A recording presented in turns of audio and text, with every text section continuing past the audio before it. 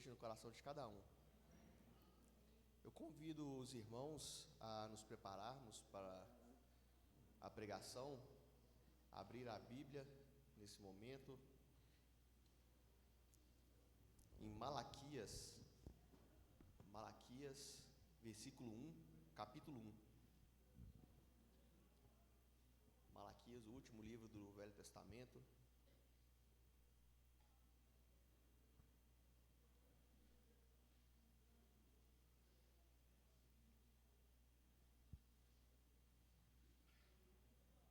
Todos encontraram?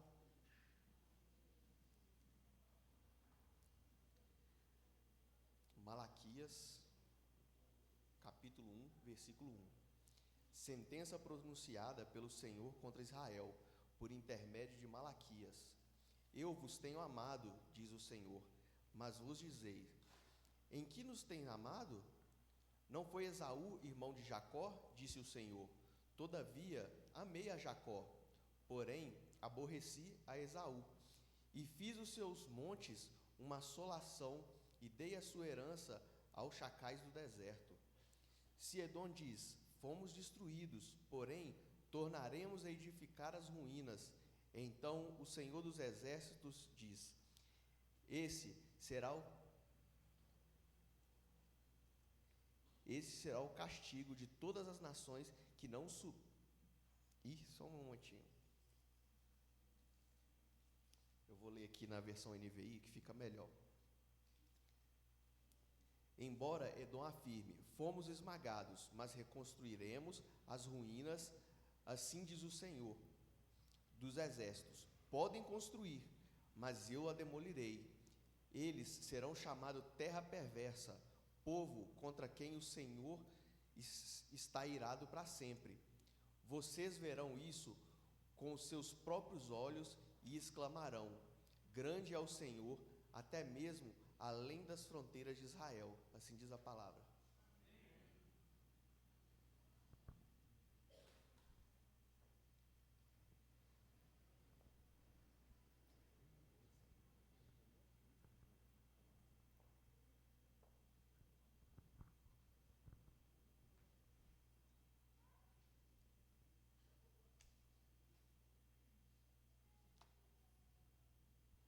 Muito bom dia a todos.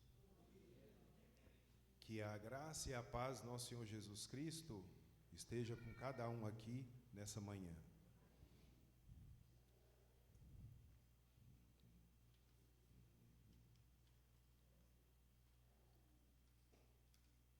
Gostaria de compartilhar um pouco com os irmãos acerca desse texto que a princípio pode parecer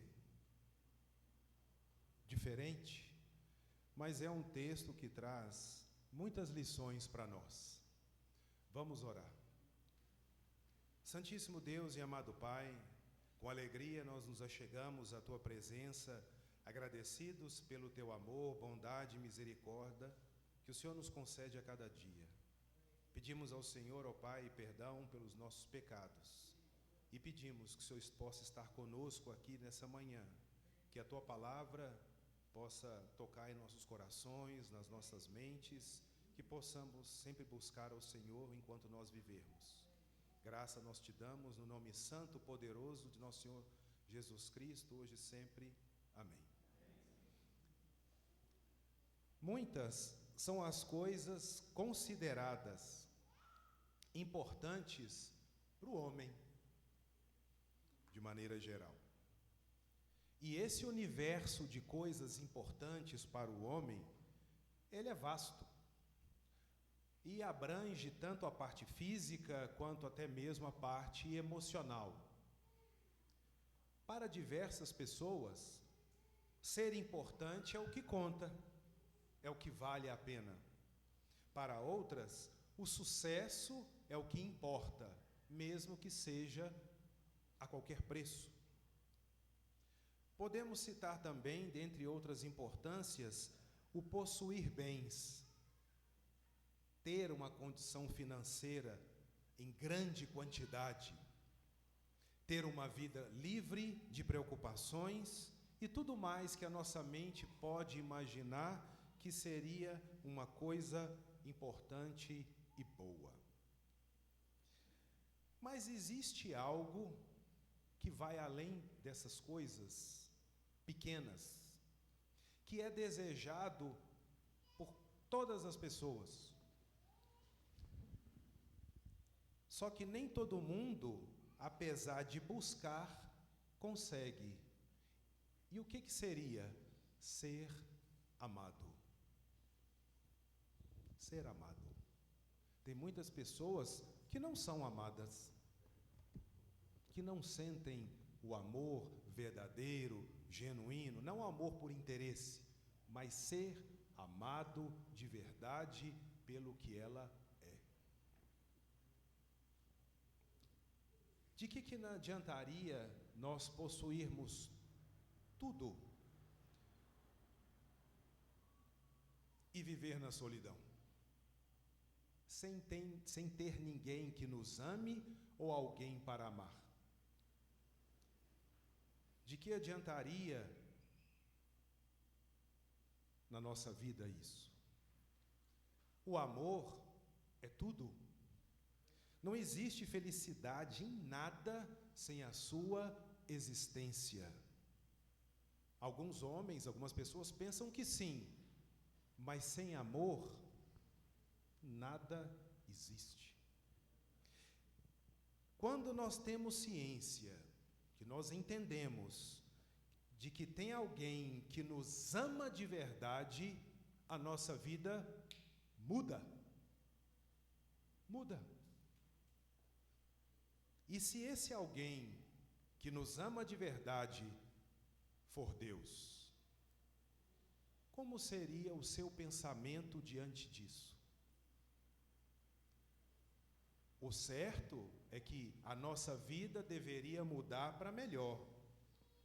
Mas, infelizmente, o homem não compreende e jamais compreenderá a intensidade do amor de Deus. Porque o homem é carnal e o tipo de amor por ele conhecido é limitado. E é esse amor fraco, vil e desprezível que Israel tinha, que Judá tinha por Deus, que é o que está narrado aqui no texto. Ah, mas eu não estou enxergando isso aqui não. Mas dá para enxergar, uai? O que Deus fala com o povo?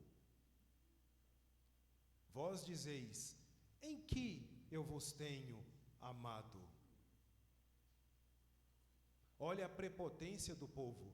Deus não nos ama.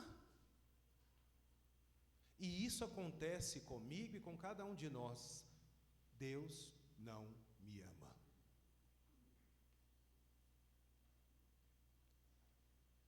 O tipo de amor que o homem conhece é um amor que termina com o tempo, que é um amor passageiro, interesseiro, um amor que não admite erro.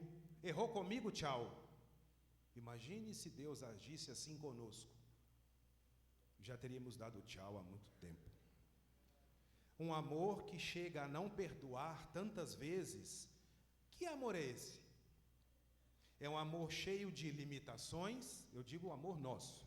Limitações, egoísta, possessivo, privado e que em determinadas situações é opressor e sufocante. O amor de Deus para conosco não tem nada disso. O amor que o Senhor tem para conosco é muito diferente. O amor é dar sem esperar nada em troca. Mas dar o quê? O que eu preciso dar? Seguindo o exemplo de Cristo, a sua própria vida, se assim for necessário. Ah, por quê? Porque foi isso que Jesus fez por mim, por você e pela humanidade toda.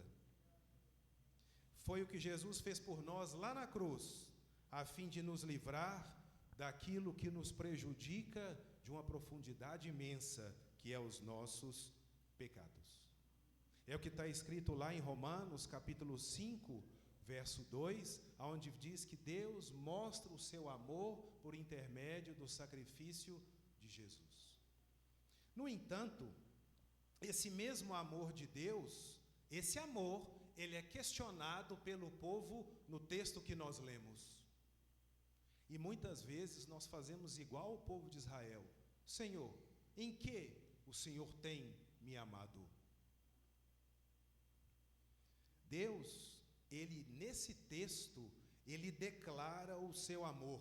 Eu vos tenho amado. É uma afirmação poderosa. O Senhor, ele, para mostrar que nós temos uma memória muito curta, ele relembra o povo dos seus feitos. Malaquias, ele começa por defender a realidade vívida e palpável do amor de Deus por Israel. Mas é um amor que exige a firme obediência, a aliança e a sincera e verdadeira adoração como uma resposta adequada a esse amor. Em vez disso, o povo estava, se você ler o resto do livro, você vai ver que o povo estava desonrando a Deus com as suas ofertas indignas e com o formalismo hipócrita da sua adoração. Traduzindo, o povo dava qualquer coisa, agia de qualquer maneira e queria que Deus o amasse. E nós fazemos isso com nossas atitudes, muitas vezes com Deus. Muitas vezes agimos assim com Deus porque somos como criança. Se não der o que eu quero, eu não vou te amar, não vou te respeitar, não vou te ouvir. E isso é criancice.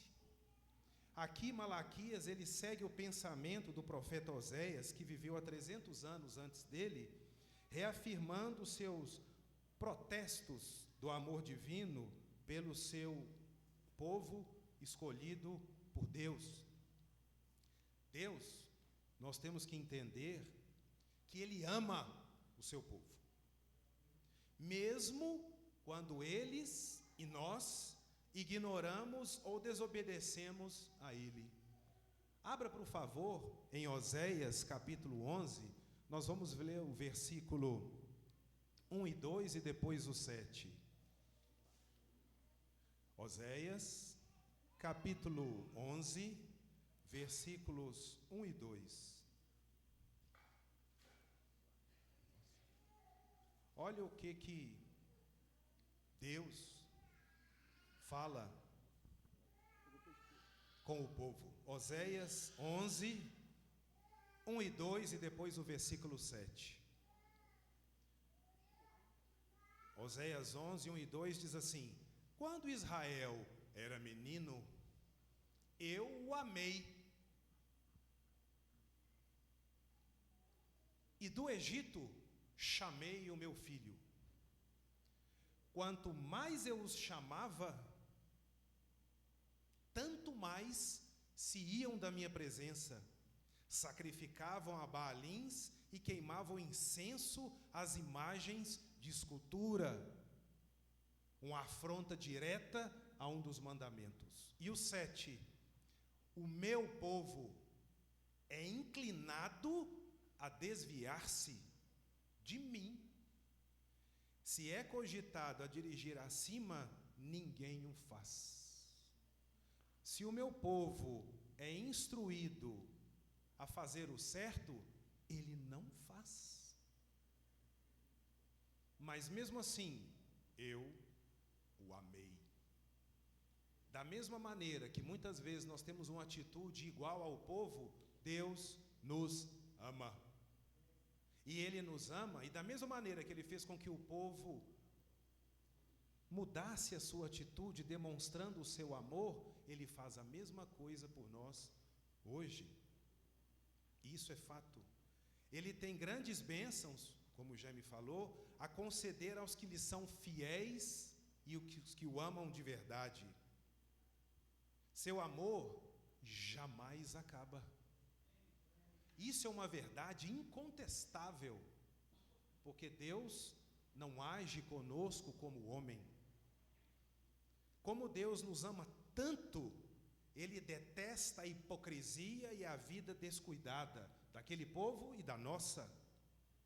O que damos e a maneira como vivemos refletem a sinceridade do nosso amor para com Deus. É assim que deveríamos agir.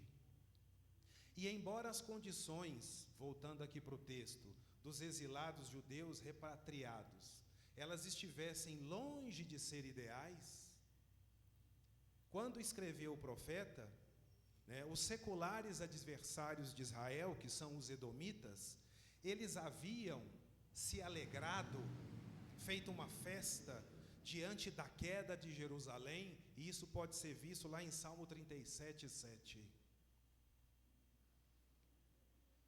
A verdade é que em Edom, ocorreu um desastre muito maior do que em Israel. E em comparação com o juízo divino contra Edom, era bem evidente as bênçãos do amor divino para com o seu povo. Então Deus lembra a Israel que o seu irmão Edom também agiu errado, mas Deus escolheu amar a Israel. E como Edom tinha um coração duro, embrutecido e era rebelde, Deus acabou com Edom. Mas ele teve misericórdia de Israel e trouxe Israel para o cativeiro, enquanto Edom foi destruído. E mesmo que Edom fosse prepotente e arrogante, dizendo: Deus me derrubou, eu levanto, Deus disse o quê? Eu te ponho no chão de novo. E essa ideia transparece claramente aqui nas palavras: amei a Jacó, aborreci a Esaú. Deus nos ama e aborrece o mundo que é rebelde a Ele. E dentro dessa linguagem, Jacó representa os escolhidos e Esaú os rejeitados. E nós encontramos aí, quando você olha em Romanos 9, 10 a 13, um princípio básico que é o princípio da escolha de Deus para com o seu povo. E isso era motivo de sobra para que Israel se regozijasse, se alegrasse nesse grande privilégio do eterno amor divino. E nós muitas vezes não levamos em consideração o que foi dito aqui na ceia e na coleta. Deus nos tem amado, Deus nos tem abençoado, e nós ainda dizemos com as nossas atitudes lá fora: em que o Senhor me tem amado. Olha o egoísmo da nossa parte, olha a nossa cegueira. E da mesma maneira que o Malaquias chamou a atenção do povo, o Senhor também nos exorta. Malaquias aqui ele faz referência a duas nações, israelitas e edomitas, ambos destruídos pelos babilônicos. Israel foi restaurado, Edom era ainda uma desolação, e a prova do amor de Deus demonstrada a seu povo: o seu inimigo está abatido por mim.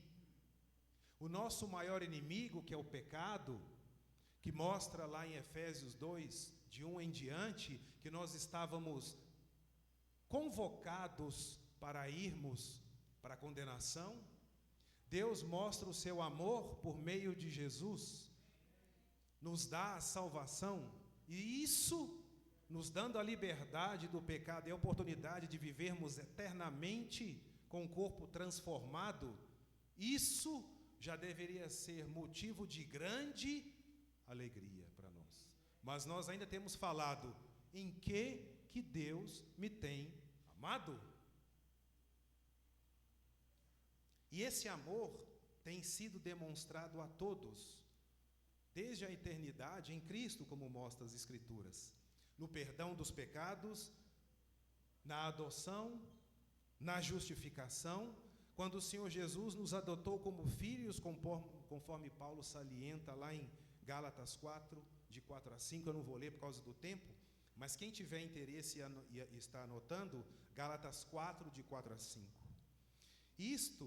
Esse amor só se tornou possível mediante o sacrifício de Jesus na cruz. O desejo de Jesus de nos salvar se manifesta no fato de ter se feito homem, amando de Deus, padecer as nossas dores, as nossas angústias e aflições, para nos dar algo superior. O amor de Deus está na santificação em Cristo Jesus. Santificação esta, como diz Hebreus 12:14, sem a qual ninguém verá o Senhor. Muitos erroneamente acreditam que Deus está mais interessado com o nosso conforto, com o nosso bem-estar, do que com a nossa santidade. Mas o fato é que essa santidade, ela envolve um conflito comigo mesmo, uma luta entre mim e os meus desejos, com a minha carne, com o mundo e com aquele que o governa, Satanás. Se um discípulo de Jesus não está batalhando contra o pecado, então ele deve se questionar se de fato é um discípulo autêntico ou não. Porque Lucas, capítulo 9, 23 e 24, nos ensina o seguinte. Lucas, capítulo 9, versículo 23 e 24, diz o seguinte para nós.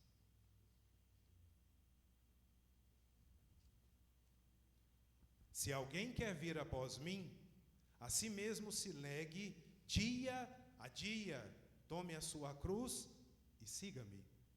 Pois quem quiser salvar a sua vida, perdê-la-á. Quem perder a vida por minha causa, esse a salvará.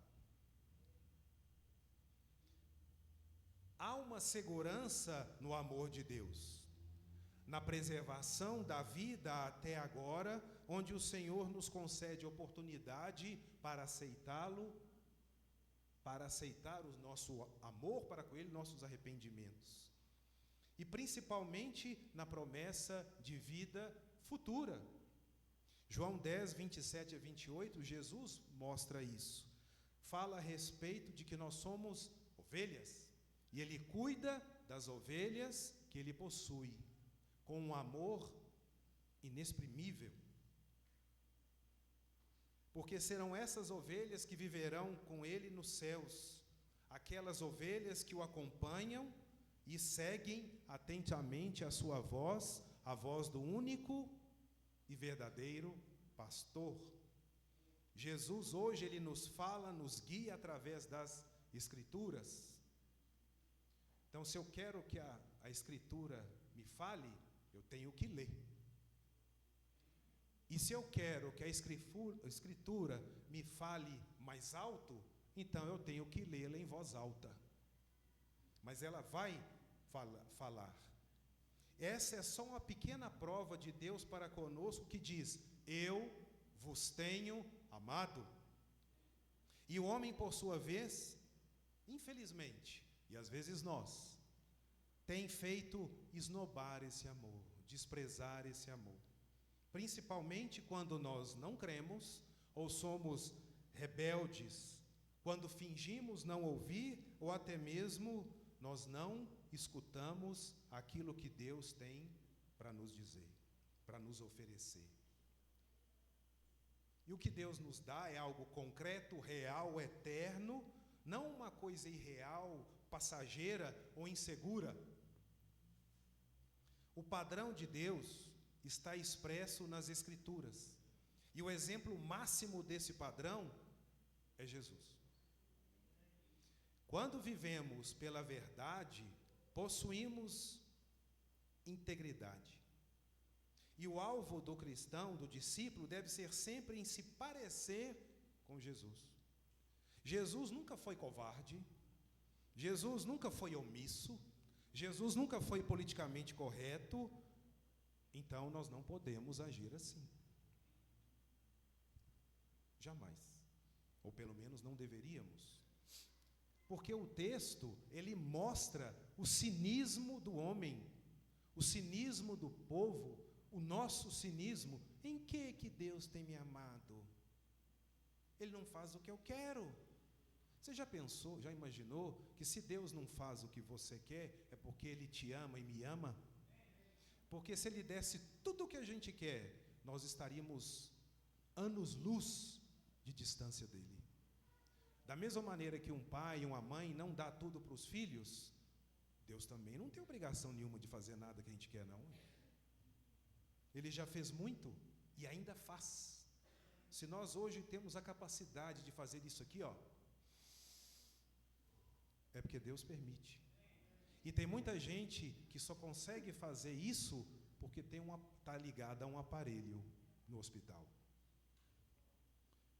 Através da pergunta, em que nos tenho amado,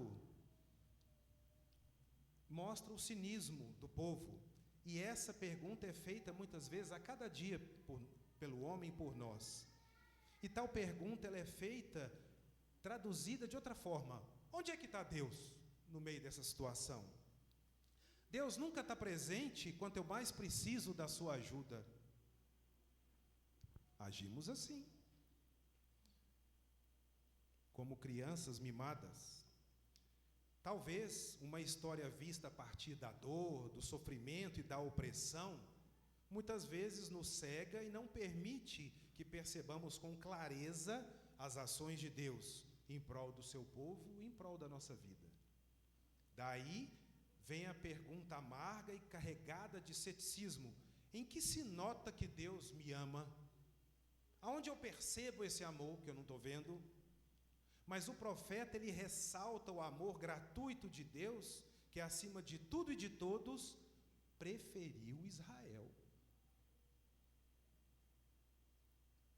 Apesar desse povo nunca ter lhe sido fiel como deveria.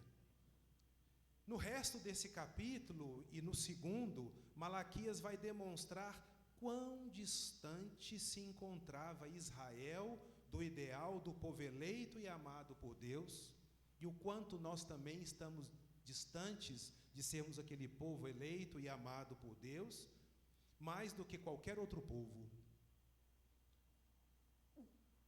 Vamos olhar rapidinho Deuteronômio capítulo 7, versículo de 7 a 8. Olha só como é que Deus se declara. Quando a gente lê Deuteronômio capítulo 7, de 7 a 8, a gente vê o amor de Deus declarado para o povo.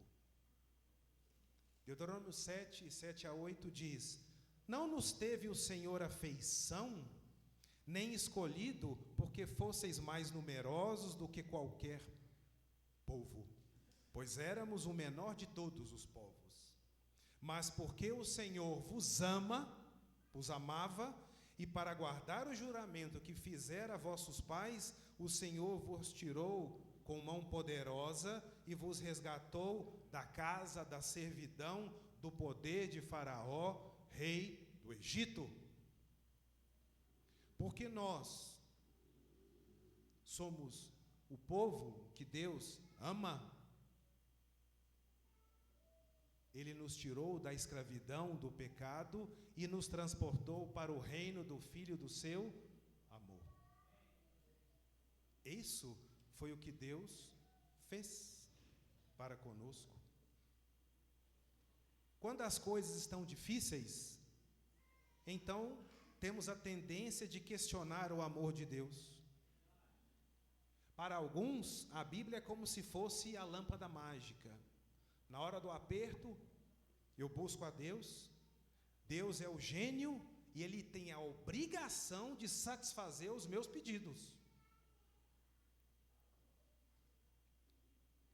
Todos os meus desejos carnais, todas as minhas vontades. E se nós parássemos para pensar, se a Bíblia fosse apenas conforto, só coisa boa, então a Bíblia teria que ser comparada a um travesseiro, não a uma espada. Não a uma espada. Especialmente à vista do progresso dos maus. Poxa, por que aquele homem prospera e eu não, que sirvo a Deus? Que absurdo! todos os bons feitos realizados pelo Senhor desaparecem diante de uma única negação. A ingratidão passa a ocupar o lugar dos nossos corações. O fato é que, infelizmente, as pessoas se esforçam para evitar qualquer possibilidade de ofender alguém. Só não se importam de ofender a Deus com as suas atitudes. E isso é errado. Esaú era irmão gêmeo de Jacó e pai dos edomitas.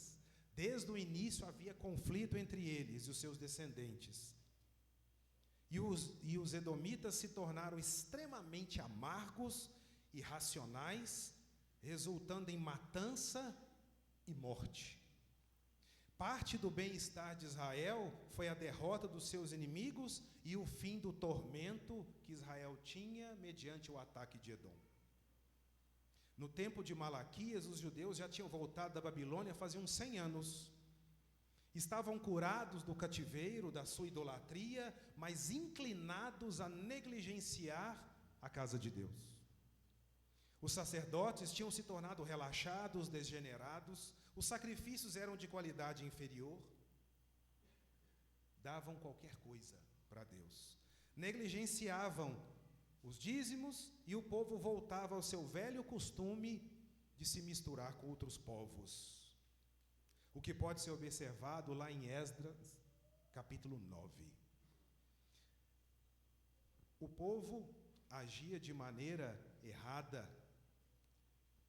E para motivar a devida adoração requerida por Deus, como está nos versos 6 a 14, a fidelidade marital entre ele e o povo que havia se corrompido, voltando à idolatria, e o compromisso sincero com Deus, representado pelo reconhecimento de que Deus é o proprietário e dono de tudo o que eles tinham, que está no capítulo 3, versículo 7 ao capítulo 4, verso 6, o Senhor lhes recorda nesse texto o seu amor fiel por toda a sua história. É o que diz Jeremias 31, 3.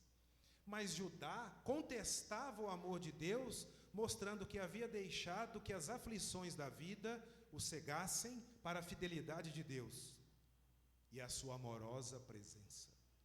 E essa exaustão espiritual era a raiz não somente de ritos religiosos insultosos a Deus, mas também da decadência e da indiferença espiritual descrita ao longo do livro pelo profeta. Resumindo, não sejamos assim. Deus não gosta. Deus abomina esse tipo de coisa. E através desse texto ele nos chama ao arrependimento, nos mostra o que de fato ele deseja. Assim procediam os judeus, os quais foram favorecidos do Senhor pelo seu amor acima de todas as nações. Não enxergavam os feitos de Deus e andavam desanimados pela sua fraqueza, apegados aos seus pecados, tranquilos, num estado de letargia mental, espiritual, aguardando a vida do Messias prometido. Olha a incoerência. Malaquias assegurou-lhes que o Messias viria no tempo marcado, mas isso significaria juízo para as pessoas da espécie deles, não salvação. Nosso procedimento e a nossa atitude devem mudar, porque não teremos vitória se assim continuarmos. Teremos derrota, condenação, distante de Deus por toda a eternidade. Muitos são os homens que agem assim, dessa forma hoje, duvidam do amor de Deus para com eles. São homens que desprezam e não dão valor às suas palavras. Essas pessoas valorizam mais o pecado, qual começa como uma teia de aranha e acaba se tornando uma camisa de força. E a pior coisa que pode acontecer a um homem é pecar e andar feliz.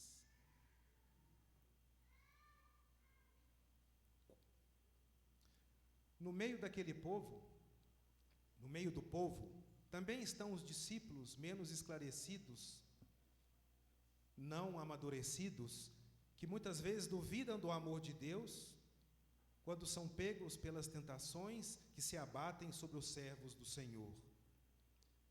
Acontece dúvidas da própria salvação, a qual advém nos dias maus. E quando são ditas aquelas palavras malignas, quanto mais eu oro, pior fica. Deus não me ouve mais. Isso nos destrói. Isso, para um discípulo, um servo verdadeiro e fiel de Jesus, é motivo de desonra, fracasso. Esse é um outro meio de desprezar a Deus, porque estamos dizendo nas entrelinhas: o Senhor é insuficiente para mim.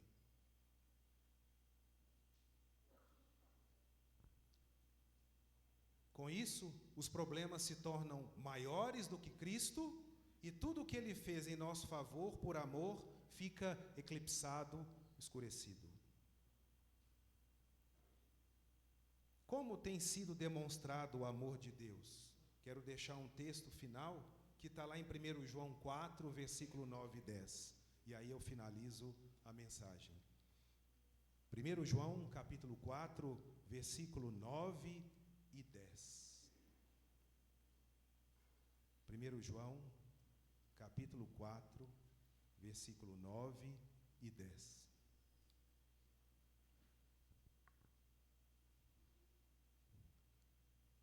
Diz assim a palavra do Senhor: nisso se manifestou o amor de Deus em nós, em haver Deus enviado o seu Filho unigênito ao mundo para vivermos por meio dele. Nisso consiste o amor, não em que nós tenhamos amado a Deus, mas em que Ele nos amou e enviou o seu Filho como propiciação pelos nossos pecados. Que possamos agir como nós cantamos, em face a face quero ver-te, meu Senhor, e conhecer o amor que habita em ti. Vem renovar a minha mente em teu querer, meus dias viverei no poder do teu amor. Junto a ti, teu amor me envolve, atrai-me para o teu lado estar. Espero em ti e subo como águia, nas asas do Espírito, contigo voarei, no poder do seu amor. Que possamos ter essa visão de amor que Deus tem para conosco, o quanto Ele nos ama, o quanto Ele nos deseja termos perto dEle, afinal Ele nos quer dar a eternidade para passar a eternidade conosco. Que Deus nos abençoe abundantemente. Amém. Vamos ficar de pé, por favor? Vamos orar.